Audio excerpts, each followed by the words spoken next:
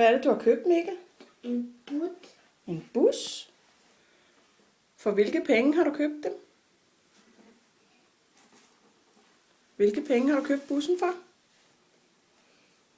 Bare dem på. Dem, der var i sparegrisen? Øh. Har du tømt sparegrisen? Øh.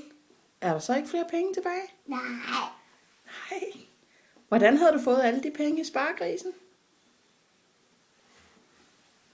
Kan du huske det? Hvordan du havde fået pengene? Ja. Hvordan? Var der noget med, Hånd her. var der noget med, at du havde båret dine tallerkener ud, ikke? Og så hver gang du bar en tallerken ud, så fik du en mønt. Og hvor puttede du den hen? I bare. Det. Ja. Og baby havde mig mange mønter. Har du mange mønter? Øh. Hvor mange mønter har du nu? Endnu. Nej. Men så har du en bus i stedet for. Og så kan du tjene nogle flere penge, ikke også? Så du kan komme ud og købe mere legetøj.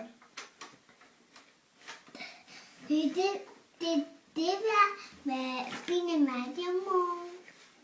Du kan ikke købe noget i morgen. Du har ikke tjent penge allerede i morgen.